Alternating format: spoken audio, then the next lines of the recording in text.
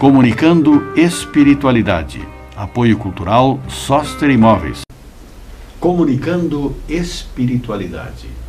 O seu programa dos domingos, às 10 horas e 30 minutos, na nossa Poa TV. Bom dia. Hoje nós vamos tratar de mais um assunto bem polêmico, mas essencial. Por isso, eu já vou passar a palavra aos meus amigos, irmãos, companheiros de jornada, companheiros de mesa, para o seu bom dia, Dr. Tiago. Bom dia a todos. É muito importante, né, que fique claro que a nossa posição aqui nesse programa é de trazer os assuntos para o questionamento de cada um, né? E o objetivo do programa é que as pessoas busquem o conforto e essa crença nesse mundo espiritual maravilhoso que Deus colocou à nossa disposição para nos auxiliar e nos conduzir nas nossas vidas, para que a nossa vida seja cada vez melhor e com mais qualidade. Um bom dia a todos. Bom dia, professor. Bom dia a todos, e eu já começo direto. Mas eu vou começar nos Vedas. 6.000 anos antes de Cristo. O senhor me permite? Reencarnação.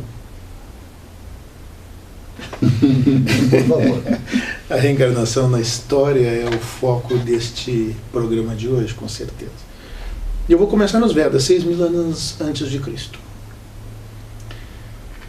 E nos Vedas nós encontramos o Bhagavad Gita, Cântico do Senhor. Vamos pensar do Bhagavad Gita esta frase: como se deixam vestes gastas para usar vestes novas, assim o espírito deixa o corpo usado para revestir corpos novos. Bom dia. Os senhores e as senhoras podem preparar, porque nós vamos tratar desse assunto polêmico, mas que acompanha a humanidade há muito tempo. Reencarnação ao longo da história. É o tema que nós vamos debater hoje, e vamos começar com o Dr. Tiago.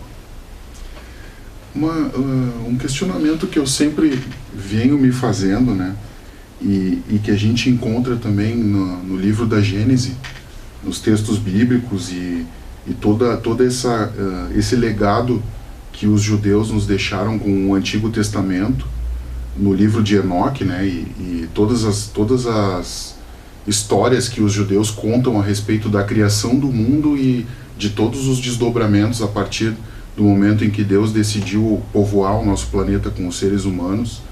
E sempre me pergunto, né, e isso provavelmente vai gerar um próximo programa, para falar sobre as civilizações perdidas, né? Inclusive o nosso diretor aí, ele andou passeando por alguns lugares que tenha vestígios dessas civilizações que se perderam ao longo da história da humanidade, muito antes dos Vedas, muito antes dos registros históricos, e que a humanidade ainda tem esses mistérios, né? Atlântida, Lemúria, né? Que são os continentes que se perderam na história da humanidade. E que na verdade a gente ainda não tem muitos registros a respeito disso.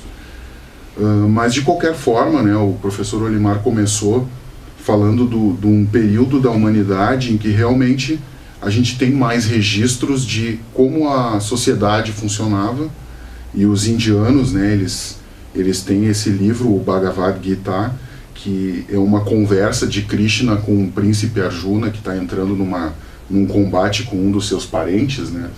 E se a gente fizer uma interpretação, também vai gerar um outro programa, que realmente ele está mostrando um diálogo que, se a gente uma das possíveis interpretações, né, e é a maneira como eu enxerguei esse cântico, né, é de que Krishna coloca para Arjuna esse desafio que a gente tem de viver o mundo espiritual dentro do mundo físico, de entender que a nossa essência é espiritual, de entender que esse corpo físico é uma veste.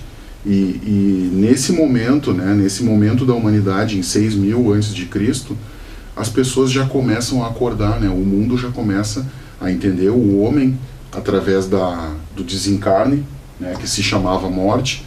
Para quem entende do mundo espiritual, isso não é a morte, é apenas uma troca de vestes que é colocada no cântico. E a reencarnação começa então o ser humano a entender que ele tem muitas chances de se melhorar como espírito imortal. Através da vivência dentro dessas armaduras físicas ou de vestimentas de trabalho físico que a gente recebe para uma nova jornada. E aí ele começa, desde aquele período, as pessoas já começam a ter esse entendimento do mundo espiritual. No passar dos tempos, a gente vai vendo também as povoações, as populações do Egito, né, por volta de 3.000 a.C., também já tem esse entendimento de que a nossa vida é transitória, de que a vida no corpo físico é transitória e que o espírito vai perpassando por todos esses períodos e vai reencarnando diversas vezes. A gente já falou em um dos programas sobre as múltiplas existências, né, a pluralidade das existências, e a humanidade vai passando por esse período até que em algum momento da história se gerou essa dúvida: será que a gente realmente consegue reencarnar? Será que a gente só ressuscita? Será que a gente... Enfim, e se gera esse questionamento, né?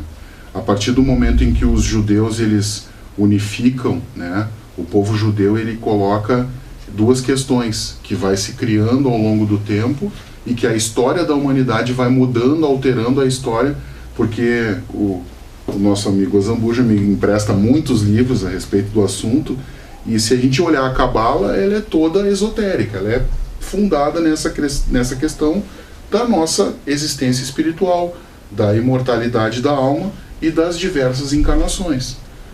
E em algum momento, e eu vou deixar para os nossos amigos aqui abordarem, se perdeu esse conhecimento, né? E por quê? Professor, reencarnação ao longo da história. O tema ele é instigante e muito interessante. A gente comentou rapidamente aqui sobre o Bhagavad Gita, não é? 6.000 anos antes de Cristo. O Tiago aborda o Egito 3.000 anos antes de Cristo.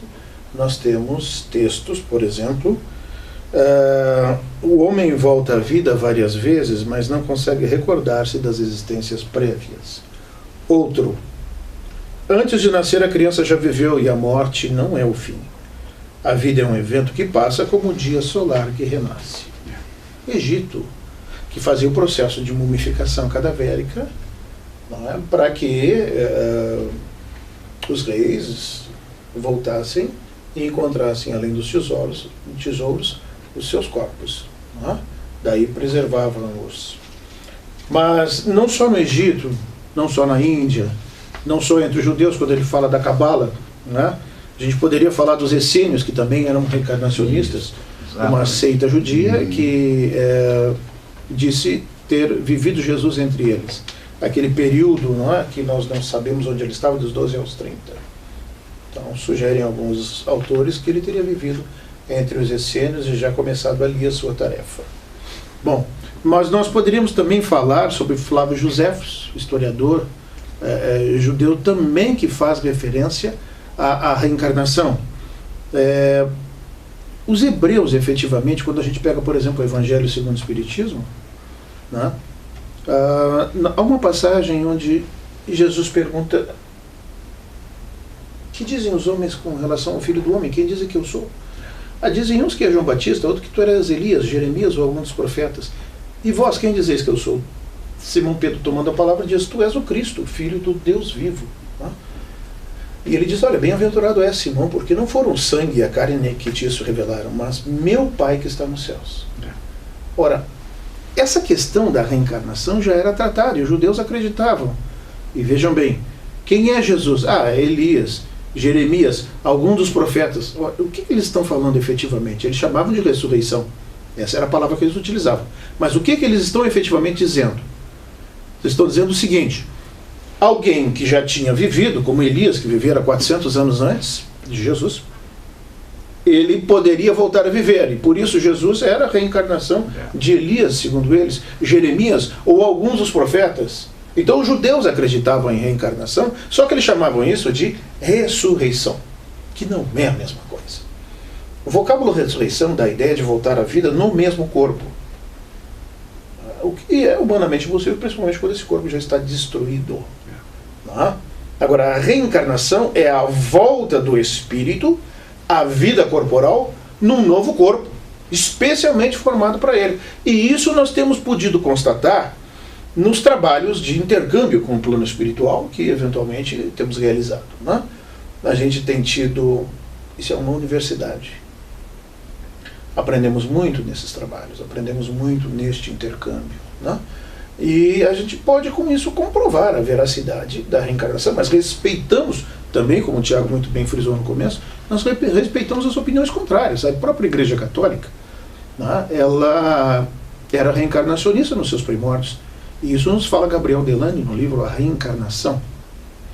Também ele fala sobre a reencarnação nesses diferentes povos, mas ele lá afiança de que até o ano 532 aproximadamente, a Igreja Católica cria em reencarnação, e reencarnação era um dogma que foi votado e entendido como não mais passível de permanecer entre a crença as crenças da Igreja. Então ela foi retirado, a reencarnação, a crença da reencarnação foi um dogma retirado, e aí a Igreja passou a não mais crer em reencarnação, e nós respeitamos isso, nós não entramos nessa polêmica. Nós respeitamos o livre-arbítrio, mas isso é um fato histórico, e contra fatos não há argumentos. É um fato. Então, deixaram de ser reencarnacionistas, e isso não significa que a reencarnação não exista. Ora, se vocês observarem bem, prestarem atenção no que nós estamos dizendo, nós falamos de reencarnação 6.000 anos antes de Cristo. Falamos de reencarnação 3.000 anos antes de Cristo no Egito. Falamos na Índia. Falamos da reencarnação em diversos momentos da história da humanidade. Portanto, o Espiritismo não é autor desta concepção da reencarnação. Ele apenas resgata isso. Ele traz e ele reapresenta a reencarnação de forma desenvolvida, de forma clara, isenta de crendices, de exageros. Porque no Egito, por exemplo, nós tínhamos a crença na metempsicose. E algumas pessoas sabem, mas isso é reencarnação. Não, não é não, porque os egípcios acreditavam na possibilidade de que, depois de você ter vivido como um homem, você poderia retroceder e vir a reencarnar como um animal, como uma planta, por exemplo. Eu tenho amigos que me mexiam muito com isso. Então eu vou poder reencarnar como um tomate? Claro que não. Isso é a crença na metempsicose, que tem uma outra vertente, que tem uma outra questão embutida aí, entre povos muito atrasados, digamos assim, e um povo que recebia o subproduto de uma religião. Ele não recebia a religião propriamente dita.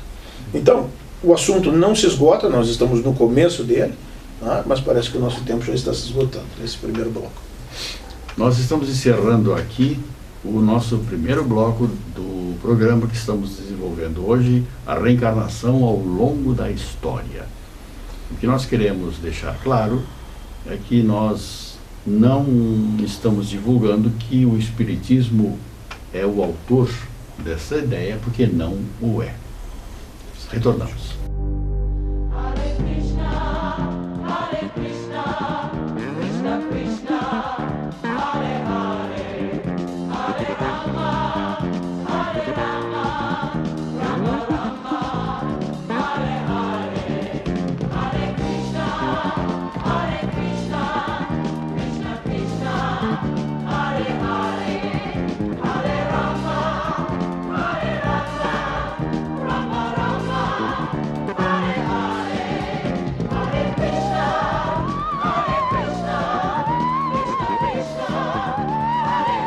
Comunicando Espiritualidade, o nosso programa dos domingos, às 10 horas e 30 minutos.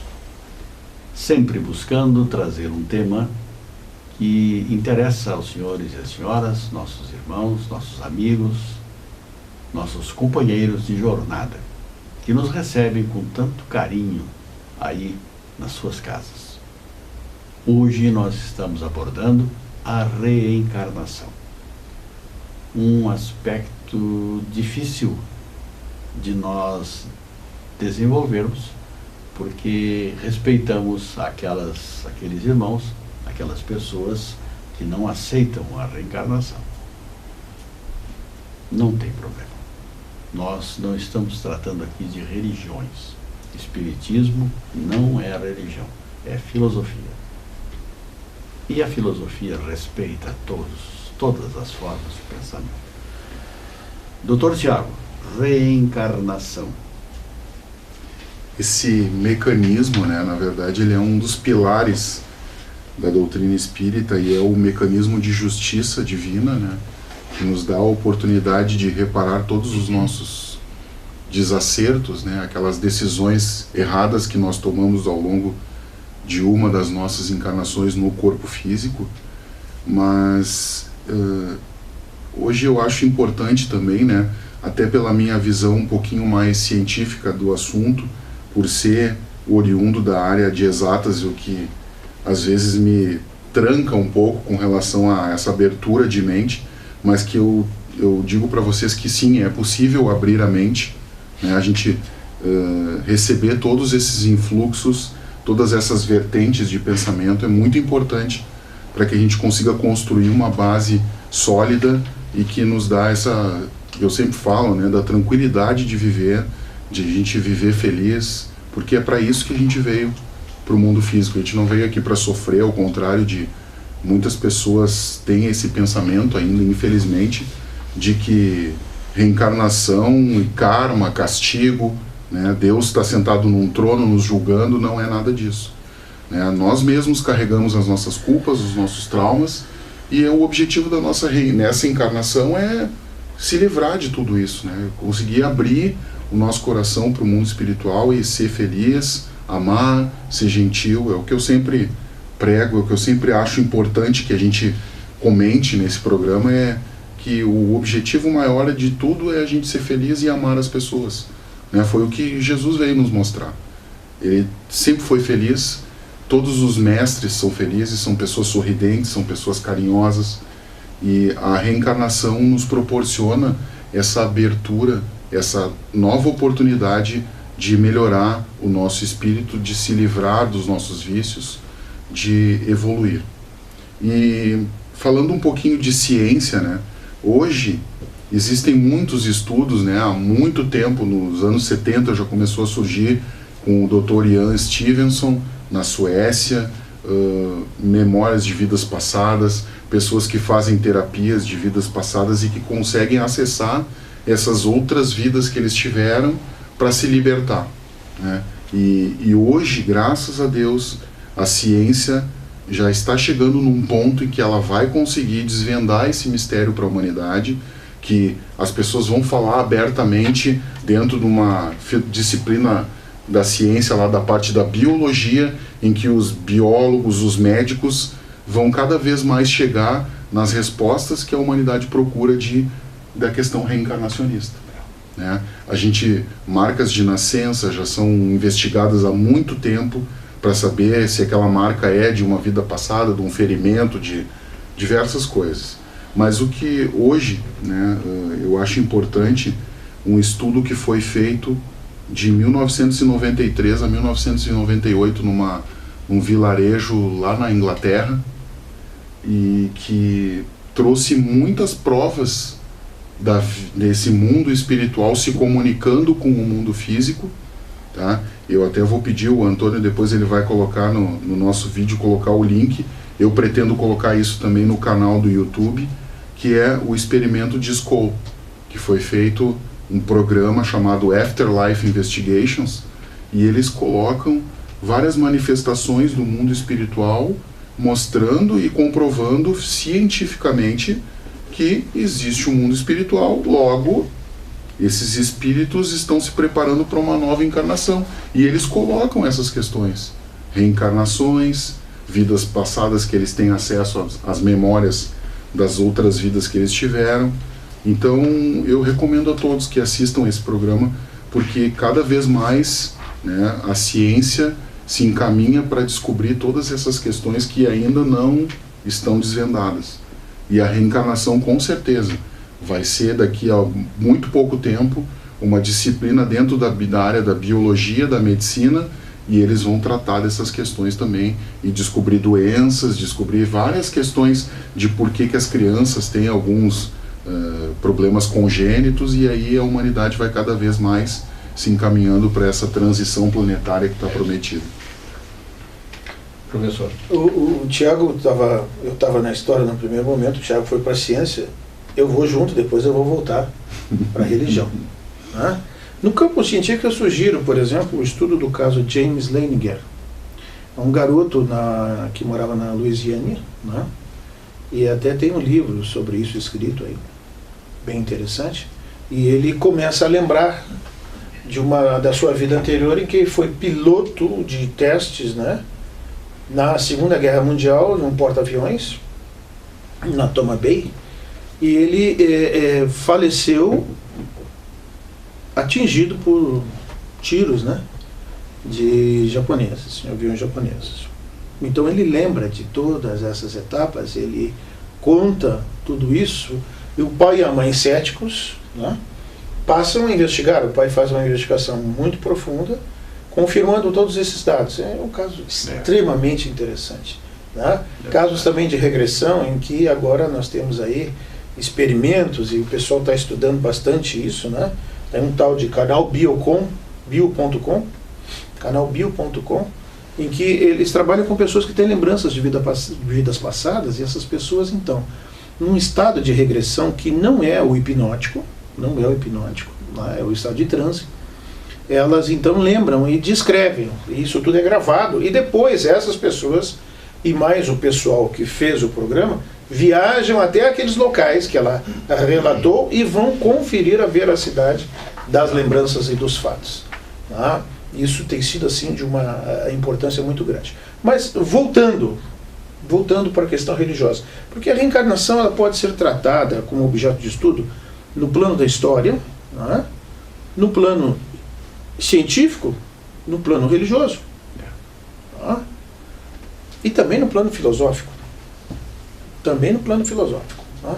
Quando a gente começa a remontar dos efeitos para as causas, descobre a reencarnação. Mas Jesus diz assim, um episódio: desde o tempo de João Batista até o presente, o reino dos céus é tomado pela violência, e são os violentos que o arrebatam. Se quiserdes compreender o que vos digo, ele mesmo é o Elias que há de vir. Ficou difícil. Ele está falando do tempo de João Batista, mas João Batista era contemporâneo dele. Desde o tempo de João Batista até o presente, mas o presente nós estamos vivendo, a época de Jesus, ele está falando, o presente é aquele momento. Tempo de João Batista, que é contemporâneo, filho de Isabel, 6 meses antes nasceu, mas como? Se quiserdes compreender o que vos digo, ele mesmo, ele quem? O sujeito. Quem é o sujeito da frase? João Batista. Ele mesmo, João Batista, é o Elias. Elias era um profeta do povo judeu que viveu 400 anos antes daquela época de Jesus. 400 anos antes. Ele mesmo, João Batista, é o Elias. Então, João Batista, a reencarnação de Elias, dito por Jesus, não é o João que está falando isso. Jesus. Tá? Ele mesmo é o Elias que há de vir. O que significa isso? Reencarnar. Há de vir. João Batista é a reencarnação de Elias. Elias reencarnou como João Batista e vai voltar de novo. Já voltou com certeza. Tá? Eu quero só tocar em mais um ponto falando sobre reencarnação. Êxodo capítulo 20, versículos 5 e 6. Vamos lá no Velho Testamento. Primeiro mandamento: eu sou o Senhor vosso Deus, que vos tirei do Egito, da casa da servidão. Não tereis diante de mim outros deuses estrangeiros. Não fareis imagem esculpida do que está sobre as águas, sobre a terra, sobre o céu. Não os adorareis e não lhes prestareis culto soberano. Por quê? Porque eu sou um Deus zeloso, que puno a iniquidade dos pais nos filhos, na terceira ou na quarta geração daqueles que me aborrecem. E premio até 1000 gerações daqueles que me obedecem. Se nós pararmos para pensar, puno na terceira ou na quarta geração, ele está falando do que nesse primeiro mandamento? Eu sei, a surpresa é essa, porque vocês não sabiam talvez que esse é o primeiro mandamento. Exatamente. Porque eles foi ensinado a amar a Deus sobre todas as coisas. E pronto. Não é isso. Tem muito mais coisas. Porque no primeiro mandamento fala de reencarnação. Quem é que volta na terceira ou na quarta geração? Sou eu. Porque não é justo que o meu filho seja punido pelos meus erros. Que as minhas filhas sejam punidas pelos erros que eu cometi. Agora, é justo que na terceira ou na quarta geração eu volte para corrigir os erros que eu cometi. Isso é reencarnação. Está escondido. Senhoras, senhores, irmãos, irmãs, nós estamos encerrando hoje o nosso programa sobre reencarnação ao longo da história. Agradecemos pelas atenções e nós os convidamos para um próximo programa no próximo domingo, 10h30. Bom dia em nome dos irmãos que estão aqui fazendo o nosso trabalho.